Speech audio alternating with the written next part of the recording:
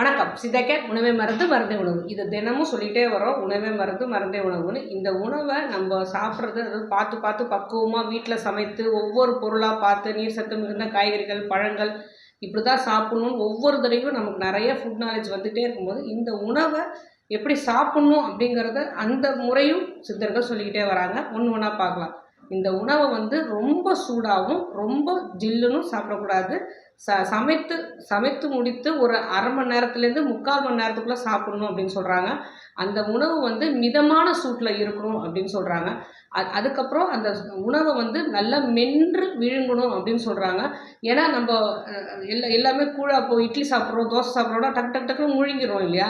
முழுங்கும் போது அதோட செரிமான சக்தி வயிறில் உள்ள ஆசிட்ஸ் நிறைய செக்ரேஷன் ஆகும். ஏன்னா நம்ம சாப்பிட்ற சாப்பாடை செரிமானம் ஆக்கிறது கூழாக்காமல் உள்ளார போகும்போது அந்த வயிற்றில் உள்ள ஹைட்ரோக்ளோரிக் ஆசிட் நிறைய செக்ரேஷன் ஆகிடும். ஏன்னா நம்ம உடலில் உள்ள உள்ளுறுப்புகளுக்கு எல்லாமே தெரியும்.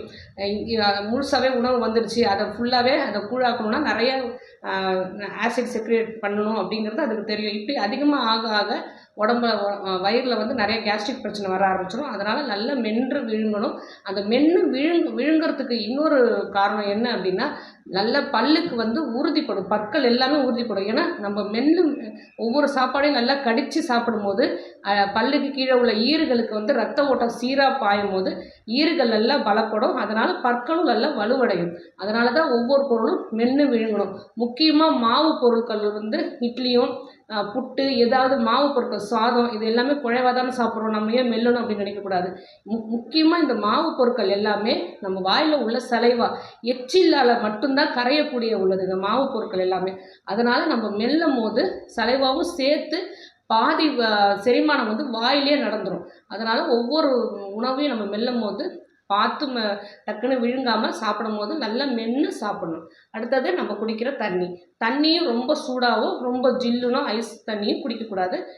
மிதமான ரூம் டெம்பரேச்சர் உள்ள தண்ணி மட்டும்தான் குடிக்கணும். அதே மாதிரி நம்ம சாப்பிட்ற சாப்பாட்டில் உப்பு, புளி, காரம், அது ஸ்வீட் இது 4மே அதிகமாக சாப்பிடக்கூடாது.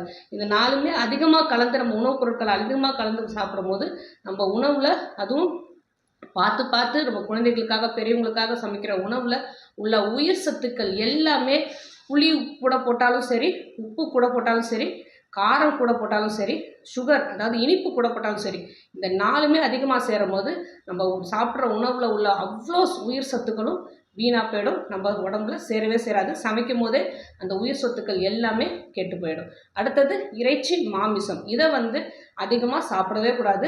வாரத்துக்கு 2 முறை இல்லது 1 முறை தான் சாப்பிடணும். அதனால தான் நம்ம இதை ஒவ்வொரு தடவையும் சொல்லும் போது விரதங்கிற முறையே நம்ம முன்னோர்கள் கொண்டு வந்ததே இதனால தான். இன்றைக்கி இந்த சாமிக்கு விரதம், இன்றைக்கி இந்த சாமிக்கு விரதம்னு ஒவ்வொரு தடவையும் கொண்டு வரதுக்கு காரணம் இன்னைக்கு மாமிசம் சாப்பிடக்கூடாதுன்னு சொன்னதுக்கு காரணமே வாரத்துக்கு 2 முறைக்கு மேலே மாமிசம் சாப்பிடக்கூடாதுங்கிறது தான் நம்ம உடம்புல உள்ள டிஎன்ஏக்கு அதுதான் பொருத்தமானதும் கூட. அடுத்தது நிறைய பசித்த பிறகு தான் சாப்பிடணும். நல்ல பசித்த பிறகு தான் சாப்பிடணும்.